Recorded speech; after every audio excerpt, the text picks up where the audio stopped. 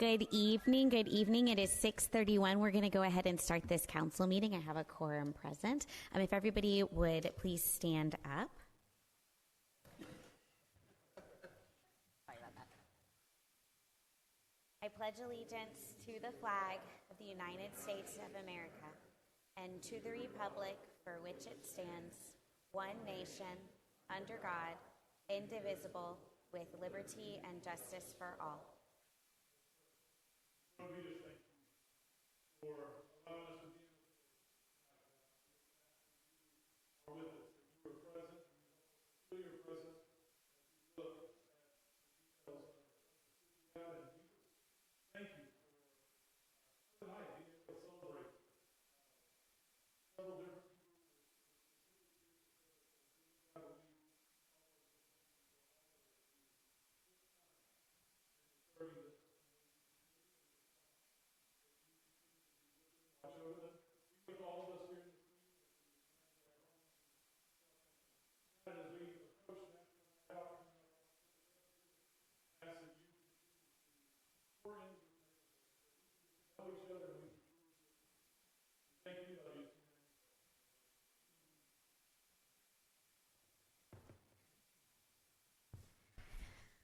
This evening, we start with a proclamation. Oh, there we go.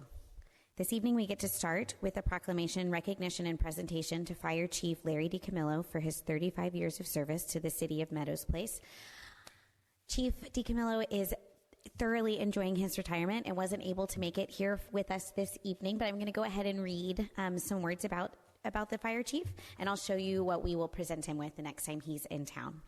The Stafford Fire Chief, Larry DiCamillo, retired August 31st after 35 years of service. He began his career in Stafford as a volunteer firefighter in 1990 and has served as our fire chief since 2007. Under Chief DiCamillo's leadership, the Stafford Fire Department has achieved a Class 1 ISO rating, which is held by fewer than 1% of all fire departments nationwide. Stafford Fire Department has served the city of Meadows Place for many years and has successfully protected residents and visitors alike. Thank you, Larry. This is what we're presenting Chief DiCamillo. It says, "Thank you for 35 years of service to our community." It's pretty heavy. I understand that some work went into engraving that. Does anybody up here know a little bit about how that happened? That is correct. One of our residents, Ken Smith, engraved that. He has a laser engraver, and it was really neat to watch him program all that and then how the laser moves to make it. So come look at it close up. It's really neat. So I'm thankful.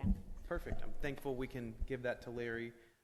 That's a tool for opening up fire hydrants, if anyone was curious. So, thank you. So that's a real used spanner that opens fire hydrants. I mean, every fire chief has a axe somewhere in their office, so we figured we'd get something that actually was used out in the field. And so we do have another one, though, so we're okay. Excellent.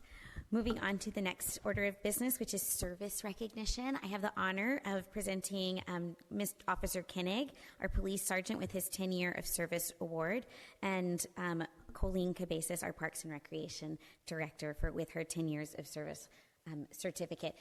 The pins are on their way. They have not arrived yet, but we do have your certificate.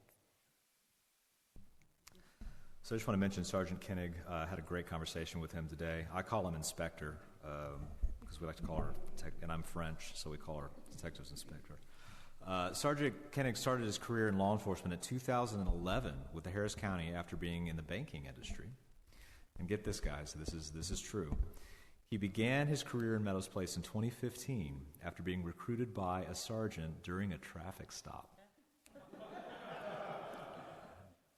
He was going a little faster than you should be, and he had a good conversation on the side of the road. Next thing you know, he put in his name to become an officer here in Meadows Place.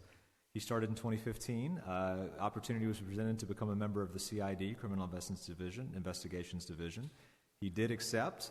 He's doing that in his third year now. It's led to some interesting cases, and it's afforded him the opportunity to learn more about investigations with each case. Congratulations.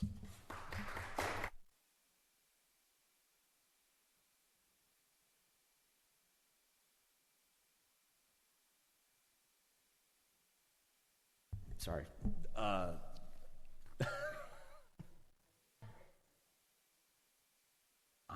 Yes. I don't have very much to say. Officer Koenig, I sincerely appreciate your energy and expertise and experience that you bring to this role, and I'm hoping that I'm standing here for your 20-year award. That's what I'm hoping.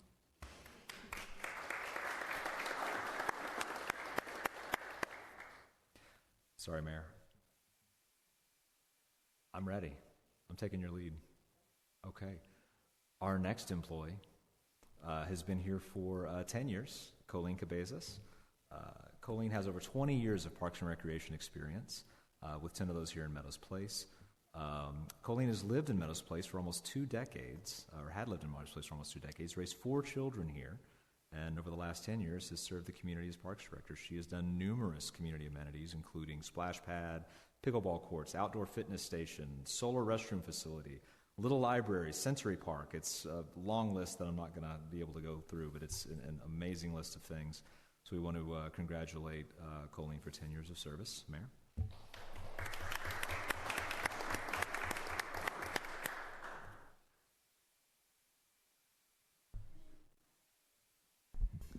Colleen, our entire city and community benefits from your talents. Thank you for pouring them into our city. Your creativity and attention to detail is so evident in every space in this town. So thank you.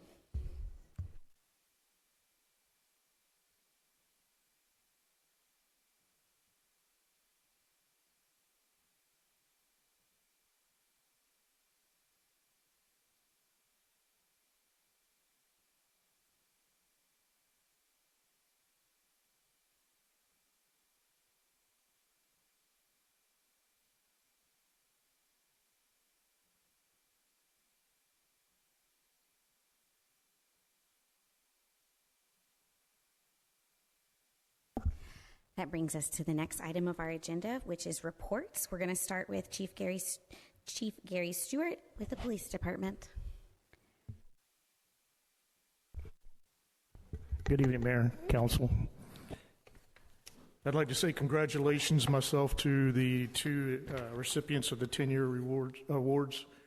Great job. I'm proud to have both of y'all as part of the Meadows team. As always, we begin with our number of accidents for the month. We had 11 reportable accidents, 3 arrests, number of calls for service, 3,691. Total number of reports, 61. Traffic citations issued, 421, 859 charges. City ordinance violations, citations issued were 0. Warnings for traffic, 132 with 166 charges. Warnings for city ordinance violation, 8. Total activity count, 5,352. As we move down to the assaults, we had 1 assault, 0, I like these zeros, as y'all know, 0 BMV, 0 burglary business, 0 burglary residence. 8, the city ordinance I've already previously mentioned, I'll go over those below. 2 criminal mischief, 2 fraud, 0 robberies, another good number. Our total business and property checks, close patrols and house watches, 3,988. Theft, 4 thefts, 0 UUMVs. TLC program, 29. Pass, 11 fail, 48 is the total. City ordinance warnings, we had 4 for solicitor and 4 for junk vehicle and parking in various locations. City ordinances were 0, the violations issued, 11 reportable accidents. Now we're in the roundabouts. There are various throughout the city. We do keep track of that. In PPD, we also worked 8 traffic hotspots based on complaints. 21 citations were issued for those traffic violations observed. Moving on to the report, as usual, I'll allow you all to look through the calls for service. If you have any questions for those that are outlined, let me know. I will move on to page 4 for your flock report. On the flock, total number of alerts was 137. That's up by 24. Of those, 0 for stolen vehicle, 78 were sex offender. 21 of those hits are 2 repeat vehicles. So we are looking into that to see if they're just passing. We know they are, they were commuting, but we will do some follow-up of that with Sugar Land as well. 7 for stolen plate alerts, 7 gang member or suspected terrorist, 6 for missing persons alerts, 3 for warrant. Protected orders, 30, 15 were repeat hits out of Missouri City. Their agency hot list, 6, and 0 for violent persons. Incidents where flock was used. We didn't have any that were notable this past month, but we also didn't have as much activity as you can tell. Total number of arrests were 3, 2 for theft, and 1 for warrant. Notable information as we go for cases on assault case. We did have one at an Airbnb. It was a simple assault case. CID did a follow-up, and both parties refused or declined prosecution against the other, so those was handled by. Sexual assault of a child, that a case occurred further back, as you are aware, 11/22 of 23, with an Amazon driver that coerced a juvenile walking in the neighborhood for a ride. If you all remember that case, we are going to trial on September. Today was the day that was supposed to start, so Detective Avalos would have been at that trial today. We did have theft for shoplifting at a Walgreens. Patrol stopped and made an arrest for felony theft. Some of the items recovered were out of another jurisdiction. We were able to call and found out it was a serial shoplifter, so charges are being filed on that. We did have one DOA where it was natural causes. We did have a house fire on Dorrance. The homeowner came home and found that the back of the house was on fire.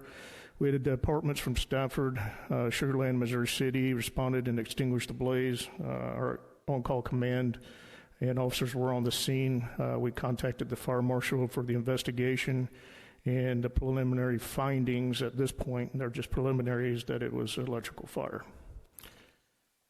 Moving on to additional notes, our grant status.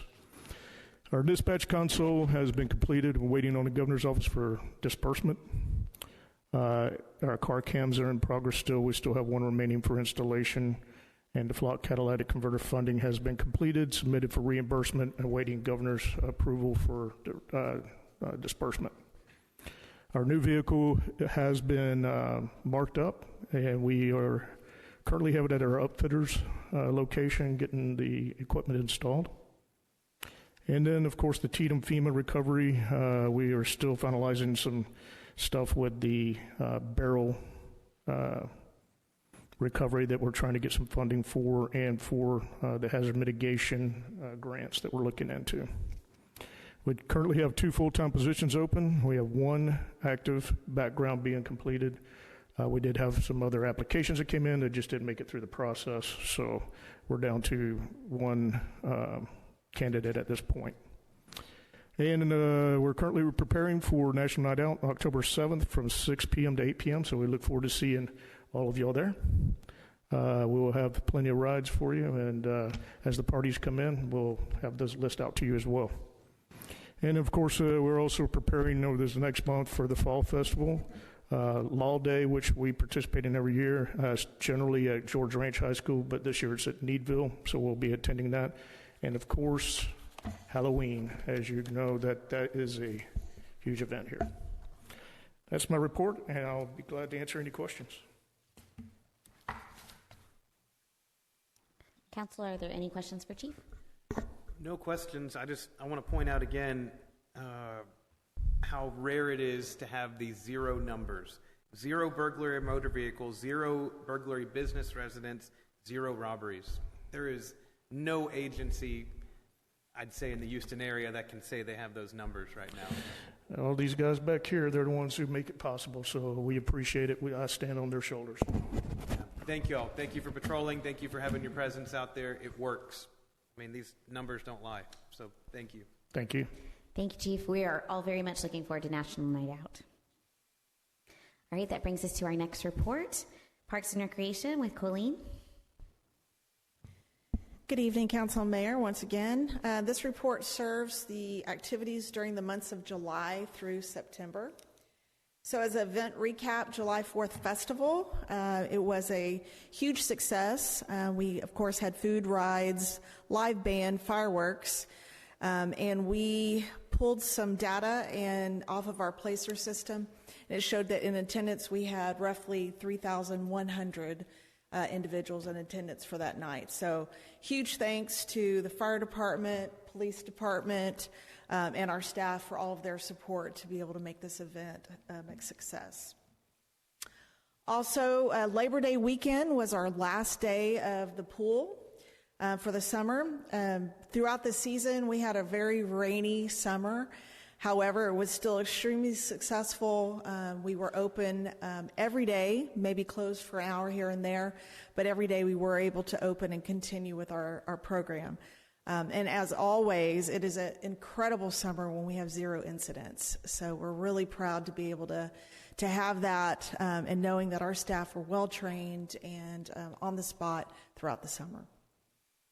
Upcoming events, please save the date. Our Fall Festival, as Chief mentioned a moment ago, will be Saturday, October 18th from 10 a.m. to 2 p.m. We will have 10 food trucks, the Tracy Perez Band, rides, petting zoo, the Home and Garden Show will be doing their craft event, and then also our famous Stein Holding contest. Kurt, counting on you again this year. All right. Then shortly after that, we will have our first Western Wine Dancing Night. This is for adults 21 and up. It's October 24th from 7 to 10 p.m. at the Community Center. We will be tasting and sampling different wines. We will also have line dancing instructors there to teach those that aren't familiar with some of the line dances. And then we'll just also have regular country music playing for dancing thereafter. So I hope you guys come and join us. Bring your neighbors, bring your friends. It should be a good night out. And then Christmas Memories, December 5th from 6 to 9. So go ahead and mark your calendar there, and more details will be coming. Projects completed. So our McDonald Park tennis court cameras were installed. I had brought to you guys before that we were having issues out in that area with violators. And so we hope that these cameras will assist in controlling some of the negligence that we have seen going on out there. That was funded through our Economic Development Corporation in a tune of $6,000. So we thank EDC for that. We also painted the community center and pool complex fencing. We're actually doing that currently. Tree installation at 59 and West Airport. That was also funded by EDC at $2,000. New trash cans throughout all of our parks to replace broken ones, also funded by EDC for $11,000. Our upcoming projects. This is a new one. It just came up. This is AC replacement for the community center. We are running at 50% capacity currently on that unit. Rod from Public Works, myself, and the AC company all met out there, discussed our best options, and we will be replacing the entire unit is what we're proposing as the best solution. So in October, I'll be coming back to council with a budget amendment request. Fencing of Brighton Park is another project that we're going to be doing.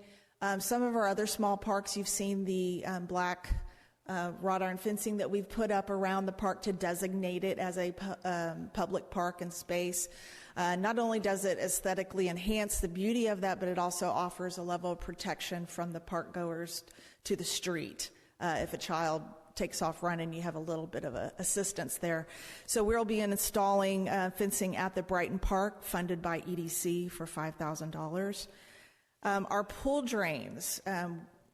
Updates come often, and this year it is our pool drains. Per code, we need to replace those, so we are working on that. We have a scuba diver that's going to be coming out doing the work and installing the drains for us. And at the same time, they are also going to be working on the lights in the pool. There's one in particular that is non-functioning, and it continues to trip the other lights.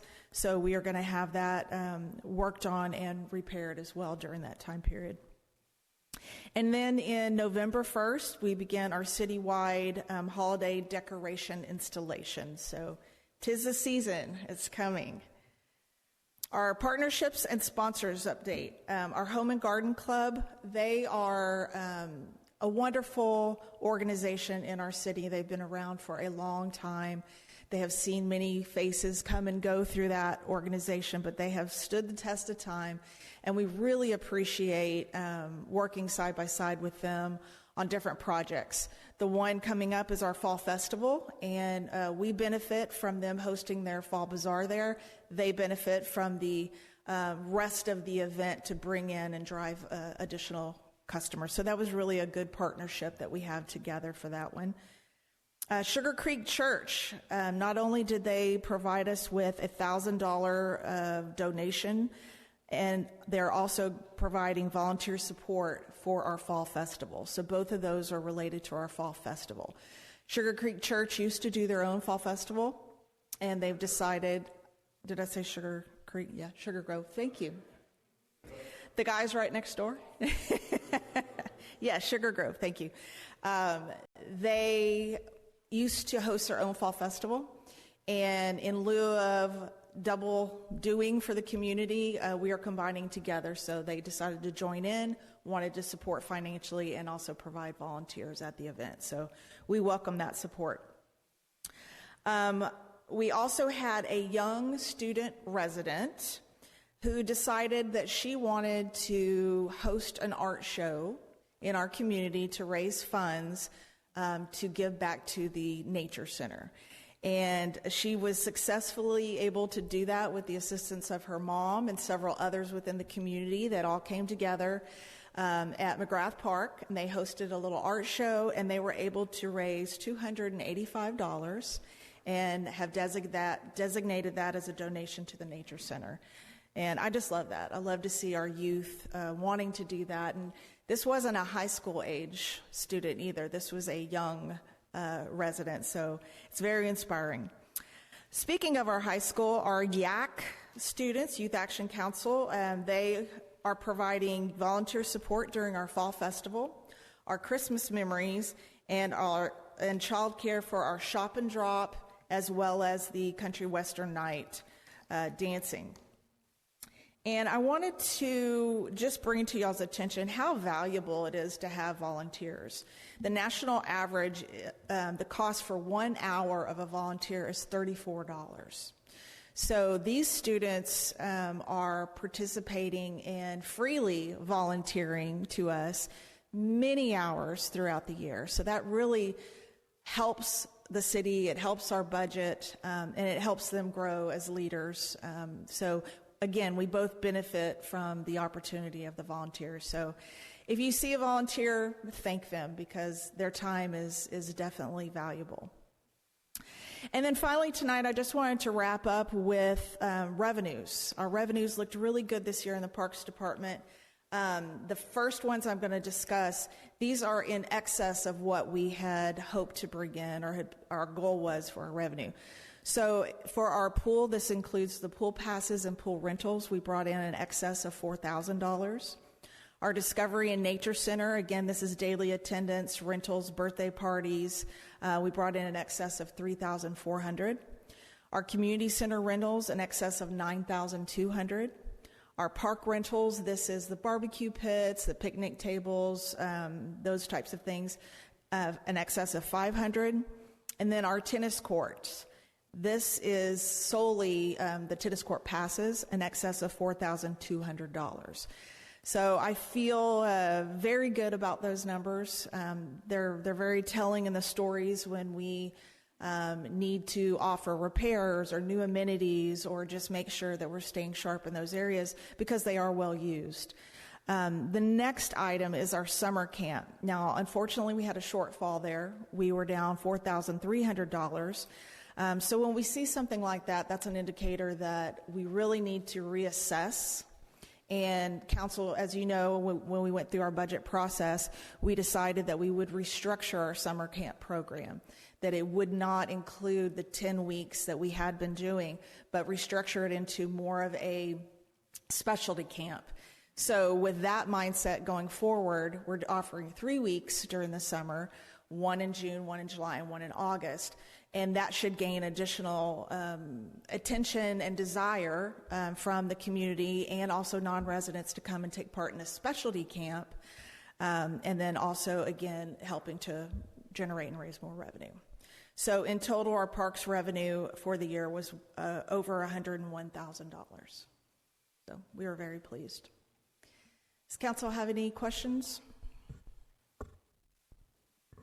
Yeah. Thank you. Thank you. Really, really great job, Colleen. Thanks so much. I appreciate it. All right, that takes us to the city administrator's report. Thank you, Mayor. I've got 2 items tonight. First item, a little unconventional, but and it's something that's only come up in the last couple of days. So I want to invite Anna Maria up to the podium if I can. I'll buy you lunch tomorrow, Anna Maria. I will. I've sent a number of emails out over the last few days talking about our utility billing system, AVR, and the struggles we've had with our most recent billing cycle. I've sent a lot of numbers, I've sent a lot of data, but even as of today, Anna Maria has been working on this issue, and I think she can fill in a lot of the detail on what's been going on with that. Essentially, as you know, we had a number of residents, 317 to be exact, 317 utility customers who did not have any money taken out of their account as a part of an ACH for their utility bills. It's supposed to be an automatic draft. For 317 of our customers, no money was drafted out of their account. And yet, money was deposited into the city's account by our vendor for those payments, and then some. And so it's been a bit of a mystery. We didn't understand exactly how that happened, but as you know, we do have a contract with AVR to do this billing service for us and then go ahead and help us by depositing those accounts or that money into our account. Since that mystery began, Anna Maria has been doing a lot of work and trying to unravel it, and I want to give her the opportunity to share what we know today and what we've done today, because quite frankly, some of this I don't even know yet. We haven't had a chance to really talk today. So, Anna Maria, do you want to kind of share where we are today?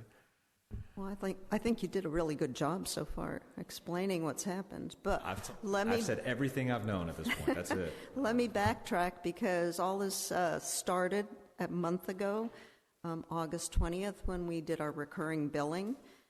We were aware at the time when we were going with the new payment process through AVR that our recurring credit card payments, everyone was going to have to re-enroll for credit card payments.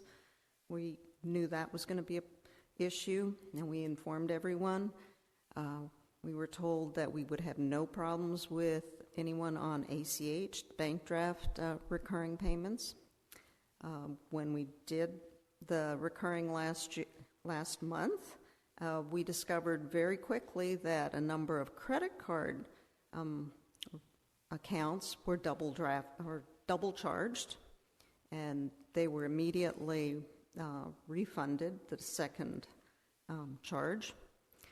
What we were unaware of until a few days later was that when we got the money in the bank for our ACH recurring drafts, that we got way more money than we thought we should have received, and hence the mystery began as to where did the extra money come from. We assumed that, well, I guess, some people were double drafted. And in fact, we had one council member who was double drafted from her bank account. But then we had a mayor who was not double drafted. And then we had a couple people who were not drafted at all from their bank accounts. And so we were quite clueless as to what was happening.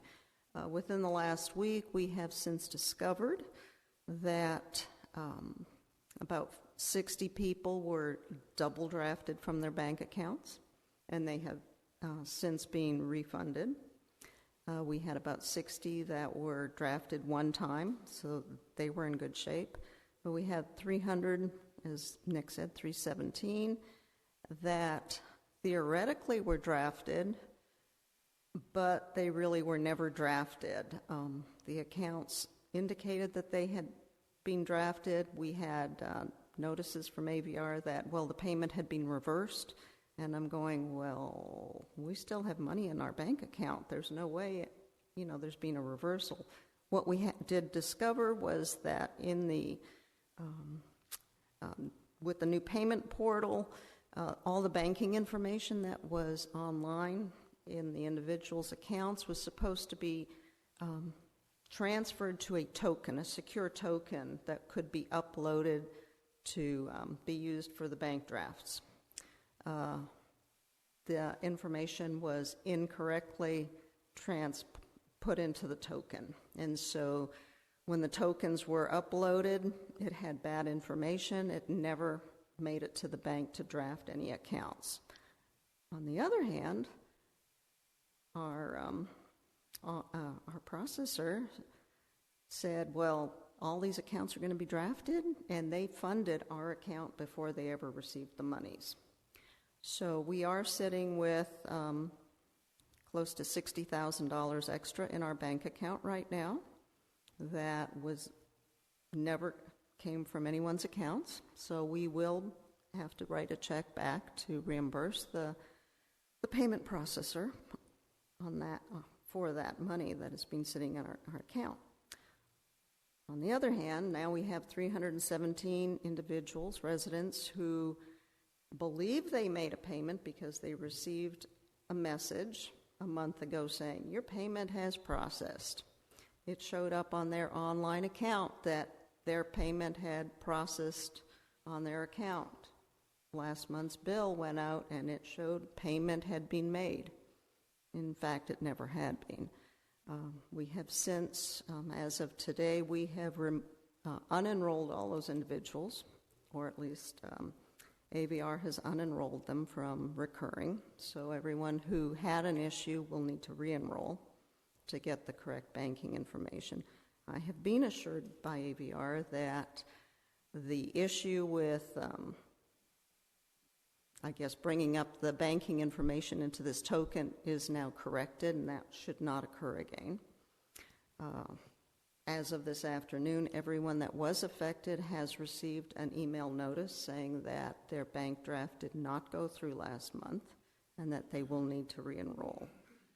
I know that Jackie has already fielded some questions on this matter, and before this meeting began, Cameron has put a notice out there on our website saying that this email is in fact legitimate, but it does only affect those that received the email. There are a few people that there was no email address, and Jackie's going to be trying to reach out to them individually tomorrow. Any questions?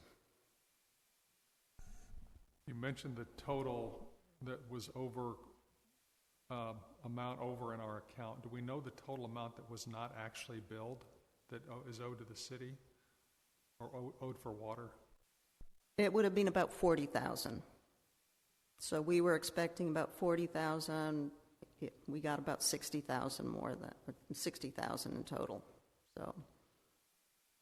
So some of those 317 were also technically double drafted. Very strange, but I think we are now feeling pretty comfortable as to what happened, where we're headed. So we will have to do some manual reach outs. It goes without saying that there will be no late fees. Correct. And We've so- already those will be waived.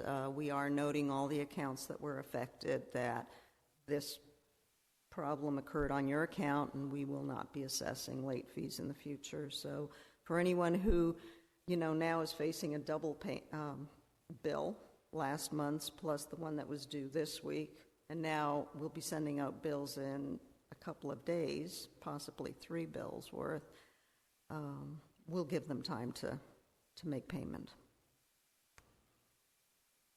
So I want to commend Anna Maria for going through this. It's been difficult, and we did not ask for this. This was a system that was forced on us, and it was not smooth.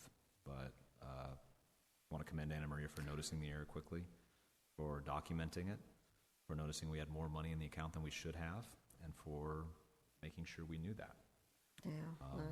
So we've been unraveling this mystery for a few Few weeks now. Yeah. Weeks, because I've been after them. The money's still in the account. Where did it come from? Why is it still in our account? You tell me it shouldn't belong there, but it's still here. So thank you, Anna Maria, yes, for all the work. You're welcome. And You are welcome. utility billing is a large subject. I have one quick question, Anna Maria, before you go. So we automatically send out a shut-off notice if we haven't received. Are those kind of being on hold? People won't receive those if they haven't It is paid? not automatically sent out. We Okay. do create a list, and then we send out the list to individuals. Okay. I mean, we do generate the list automatically, but it does not go out It doesn't go- automatically. okay. But you're kind of holding all those while everything Correct. is... Yeah. Correct. I mean, we still may be sending out those that we know are truly delinquent. Yeah. But these 317 are going to get special treatment. Thank you. And the second thing, thank you, Anna Maria, that I wanted to mention is actually something I'm going to punt to our mayor. So I wanted to hand it over to our mayor to let her make a quick announcement. It'll be quick. For those of you who were unable to come to our EDC meeting that we had last week, Economic Development Corporation is a board of people who serve our city. They bring economic development to our city.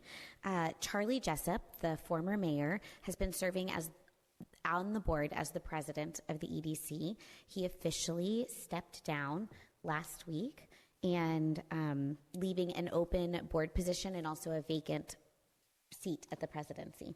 So moving forward, I just want everyone to be aware, we will be taking our time moving forward, filling that board position. Council appoints the next board member, and then the EDC board members elect the next president. So we'll be taking our time. This is going to be something that we're working on over the next few weeks and through the end of the year. I just wanted to let everybody know we have been so honored to have Charlie Jessup continue to serve our community in the capacity of president of EDC.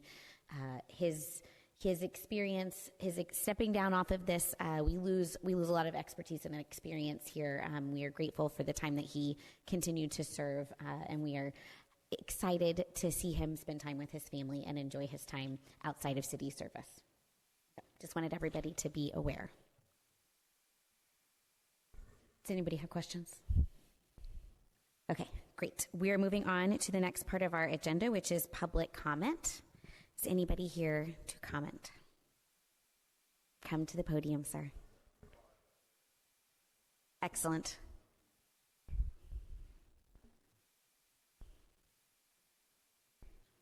Yes, it does. Thank you, sir.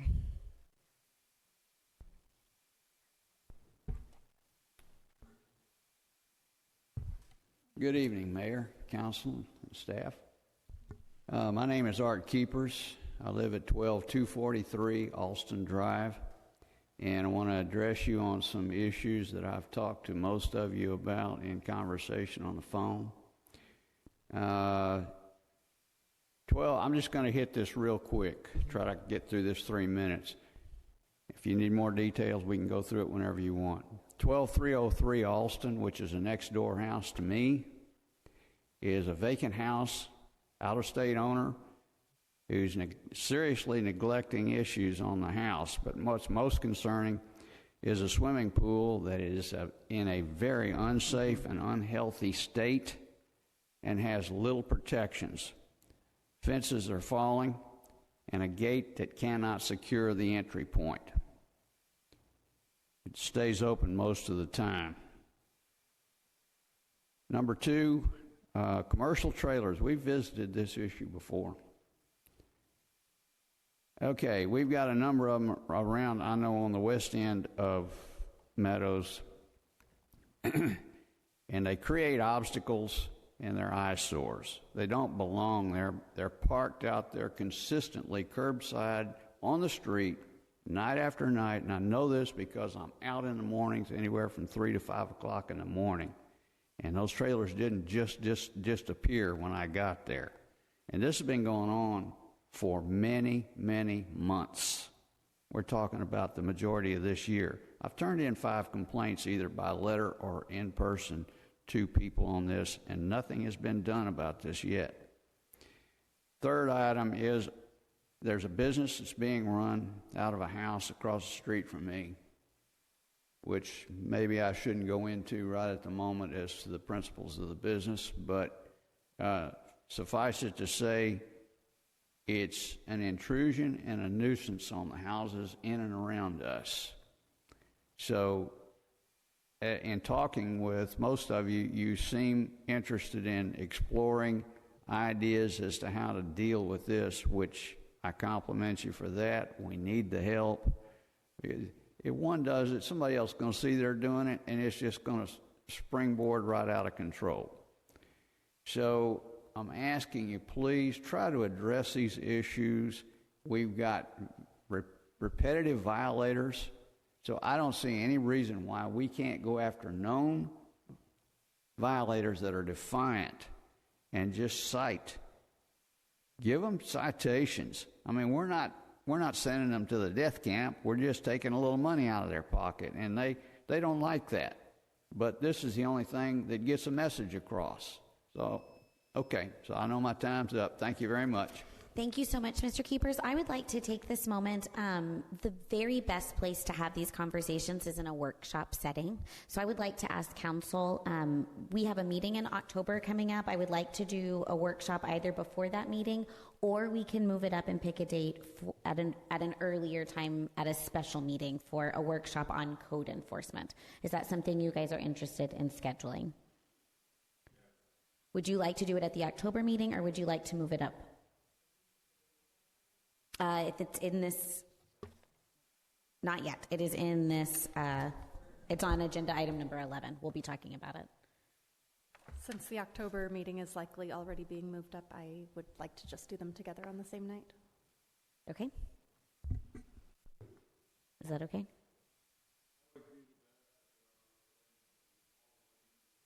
Mm-hmm. Yes, sir.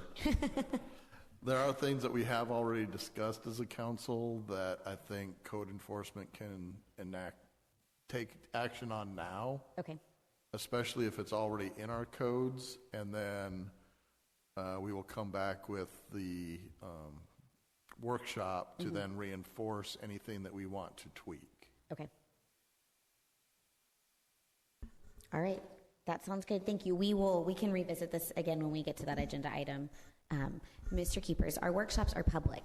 So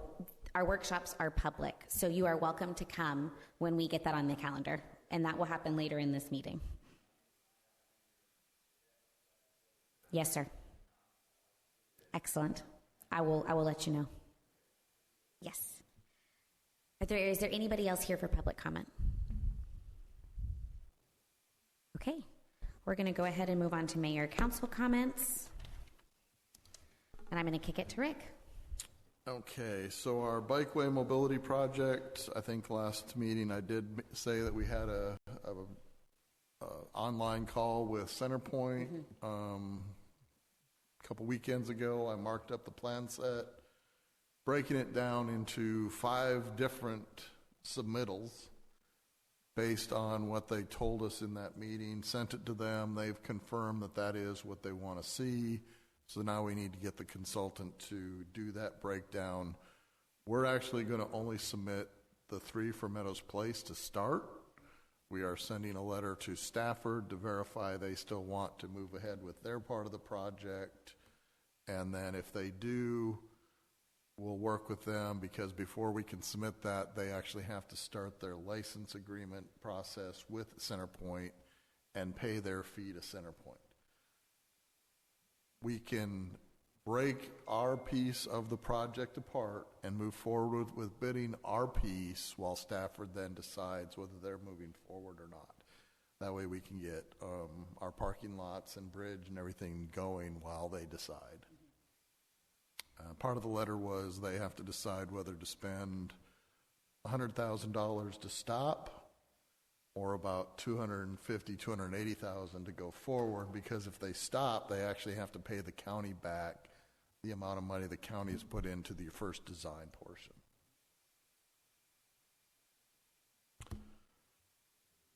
Go ahead. Question, have we worked out the issues with crossing and the signage that? Yes. Oddly enough, CenterPoint had not picked up that we were giving them their own driveways.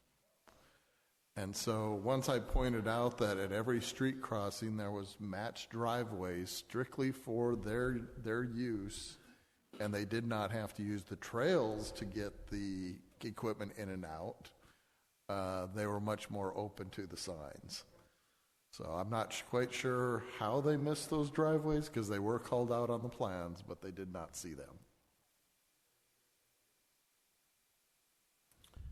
And then Dorrance Lane Reconstruction Phase 3, we are here tonight to approve the contract, hopefully, and that'll be later on in the agenda.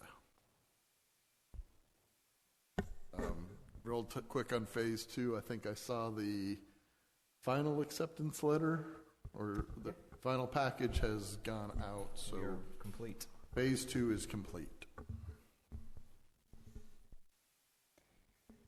All right, with no further questions for Rick, we're going to go ahead and move to our regular agenda.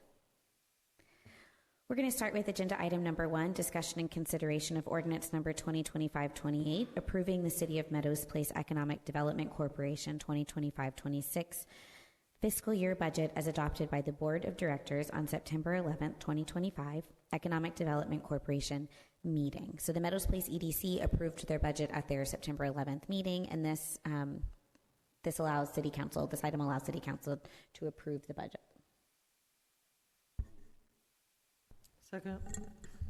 I have a motion and a second. Any discussion? With a motion and a second. Oh my gosh. Hold on a second.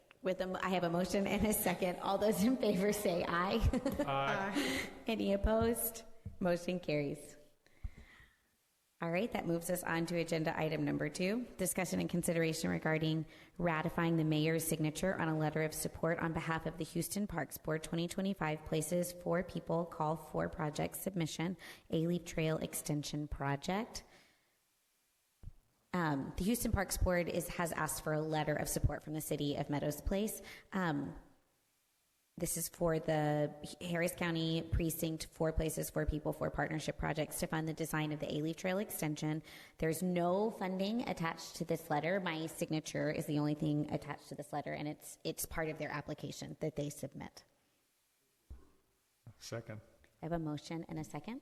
And if people are wondering, this would make a connection from the Meadows Place Trail that I just talked about, crossing Velfort, crossing Keegan's Bayou, where you could then ride your bike along Keegan's all the way to, I guess, Brays, and then all the way to the Med Center. yeah, if you wanted to ride that far. About 20, 25 miles one way. It's a nice trail. If we could connect to it. David's going to wear his helmet, though. Yes. We voted for that one, yes? No, we haven't done it. We have a motion and a second. Okay, all those in favor say aye. Aye. Any opposed? Motion carries.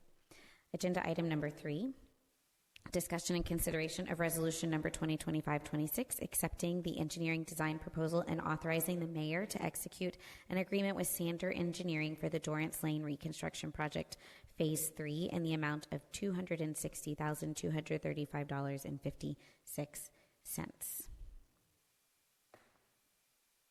We have a representative from Sander Engineering here this evening. I'll move to approve. Is there any discussion? All right. With a motion and a second, all those in favor say aye. Aye. Aye. Any opposed? Motion carries. Excellent. Moving on to agenda item number 4, discussion and consideration of ordinance number 2025-29, amending the utility fund budget for the fiscal year ending in September 30th, 2025, increasing the line item from 300,020,58,0000 utility capital outlay projects for $3,090,000 for the wastewater treatment plant clarifier reconstruction project and the lift station pump with controls. In your backup, council, there's an entire list of where every single penny of that went. I'm not going to read the entire list. It's kind of long. But we also have Rod here for any, and Anna Maria also for any questions or clarifications you might need.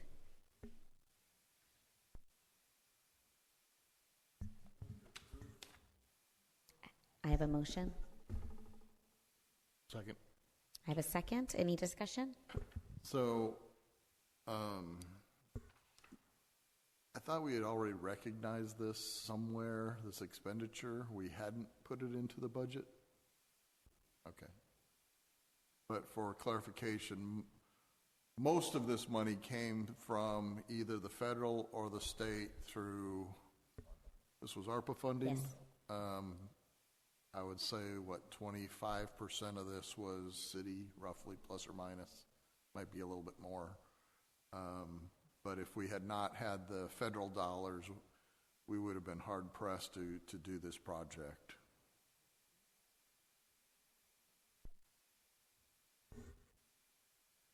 All right, I have a motion and a second. All those in favor? Aye.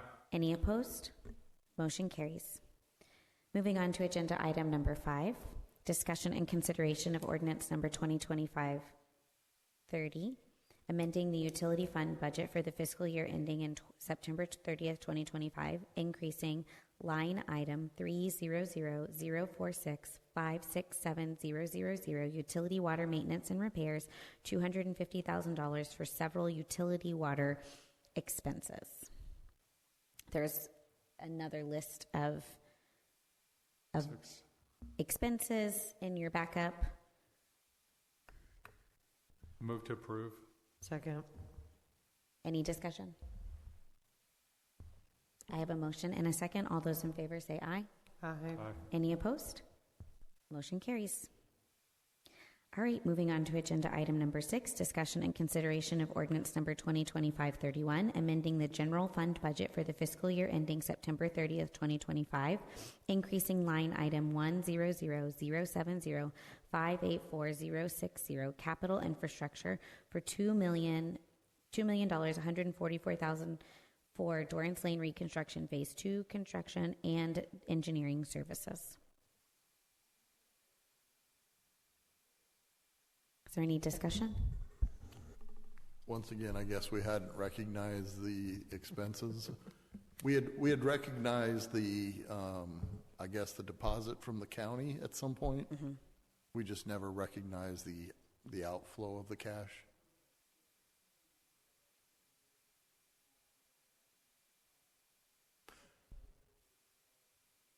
Well, that we didn't know if we were actually going to finish within the budget year and how much had to be put into each year's budget.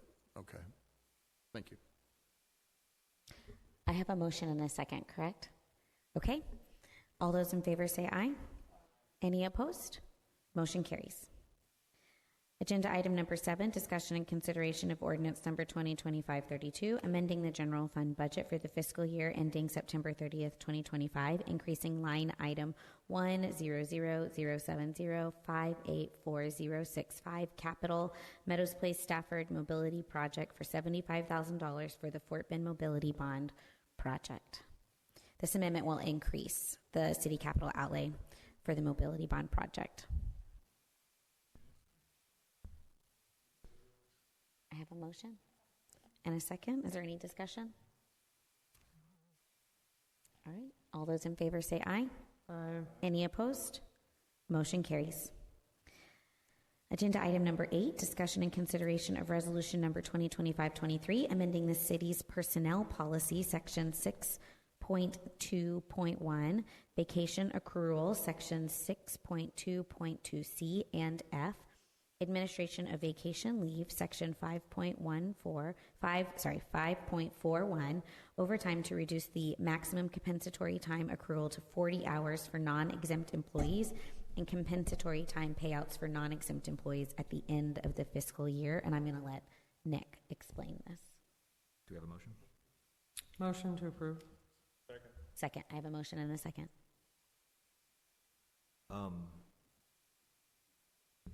Thank you, Mayor. Yep. So the first portion of this is what we've walked council through already, which is the vacation portion of the policy.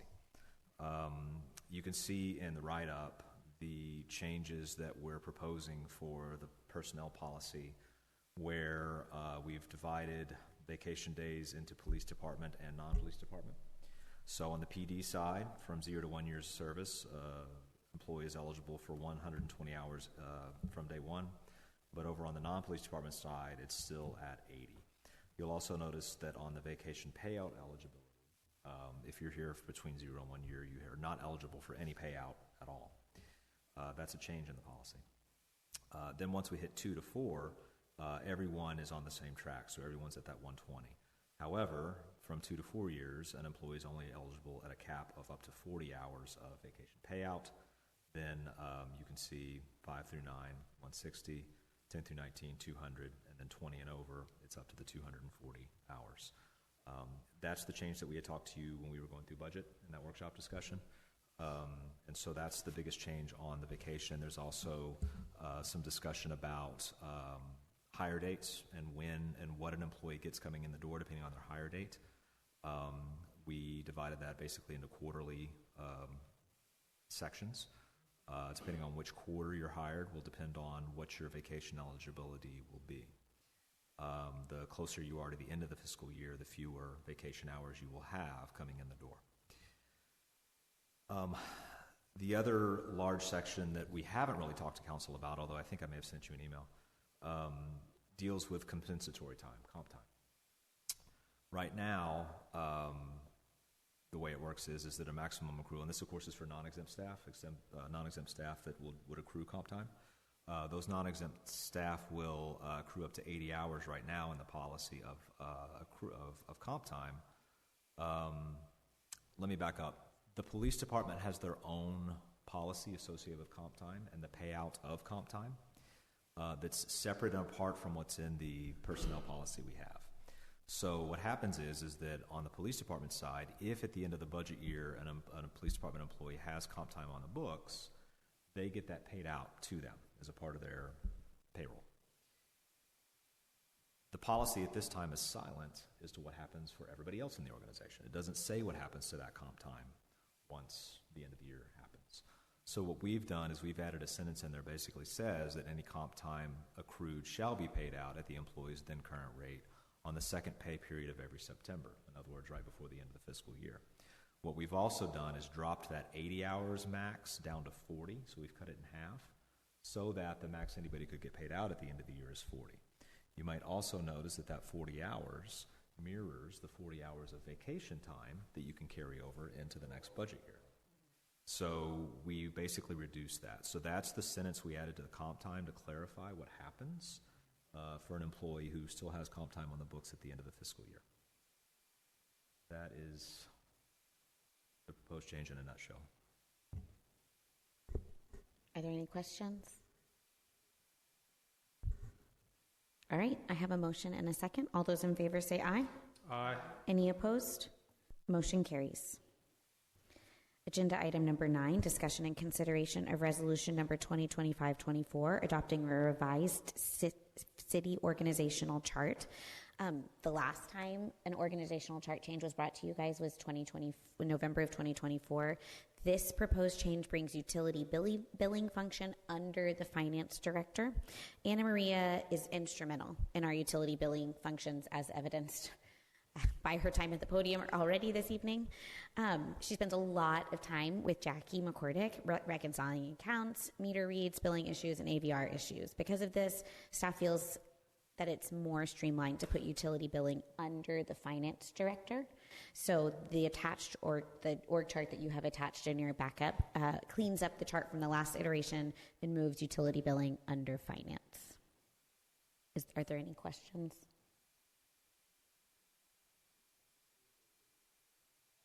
I have a motion and a second. All those in favor say aye. Any opposed? Motion carries. All right, moving on to agenda item number 10, discussion and consideration of resolution number 2025-25, casting the city's vote for the candidate for the 2025-2026 Texas Municipal League Region 14 Director. The timing of this is different because this is midterm. Previously, elections for TML directors are held at the regional meetings after the changes to the TML Constitution were approved in 2023. These terms are 2-year terms unless there is a vacancy, which is what happened this year. Joe Zimmerman was elected to a 2-year term, and then he termed out of the Sugar Land position. So the Region 14 president, Sally Branson, temporarily fills that vacancy through the 2025 TML annual conference. This election is to fill the remainder of the 2-year term, which equates to a 1-year term. So the Meadows Place is in the TML Region 14, and the candidates are Sally Branson, Robin Collins, Tom Cruise, Emmanuel Guerrero. It is Tom Cruise, but it's CREWS. Josh Pratt and Frank W. Robinson. I don't know. The only person on this list of people that I have met is Sally Branson. I know that Nick worked with Sally in Friendswood. I think very highly of her. She's currently in the role as well, and your vote for her would or vote for any of these would fill out that 1-year term, and we'll be doing this again next year for the 2-year term. Is there a nomination? Yeah. Yes, Sally Branson. Okay. So we have a nomination and a second. We have a motion and a second for Sally Branson. Is there any discussion? Yeah. Okay. All those in favor say aye. Aye. Aye. Any opposed? Motion carries. All right, that brings us to agenda item number 11, discussion and consideration to reschedule the regular city council meetings on October 28th, 2025, November 28th, 2025, and December 23rd, 2025. This bumps into three holiday weeks. We will actually, most of us will be at the TML conference out of town on October 28th, so we need to get our calendars out and schedule those 3 meetings. I think last year we just moved them up a week. So that would be October 21st.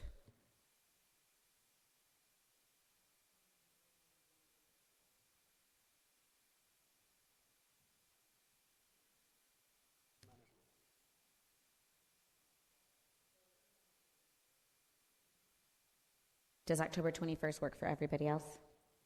Okay. Unpredictable things.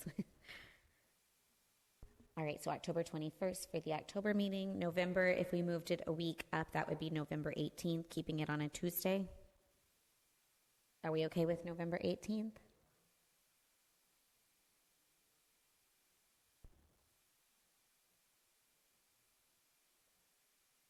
Okay, and the next one, our regularly scheduled meeting in December is on the 23rd. Can we move it up to the 16th?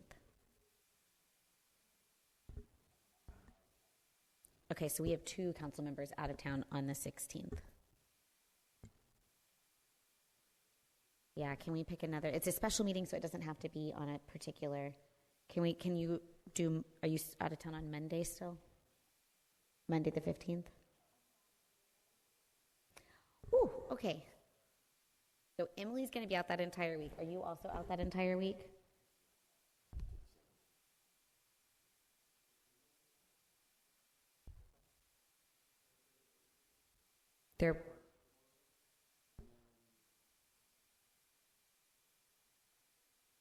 Thursday the 18th.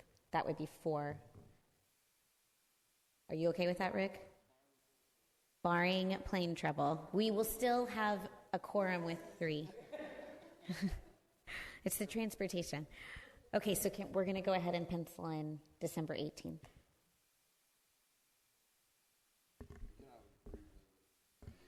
We can, if we need to. Do I need a motion and a second on this one? Okay. Is there any more discussion? All right, do I have a motion? Okay. I have a motion and a second. All those in favor say aye. Aye. Any opposed? Motion carries. All right, that moves us on to our next agenda item, which is consent agenda. We're going to consider the approval of minutes as follows. August 19th, 2025, City Council special meeting. I have a motion and a second. Any discussion? Excellent. With the motion and a second, all those in favor, say aye. Any opposed? Motion carries. We are going to recess our regular session. We're going to recess the regular session to convene into executive session pursuant to the Texas Open Meetings Act, Government Code, Section 551.071, consultation with attorney regarding legal matters not related to litigation or the settlement of litigation. So thank you, everybody, for coming this evening. Art, October 21st. October 21st. All right, we are reconvening after executive session. No action was taken during executive session. With no further business to discuss, this meeting is adjourned.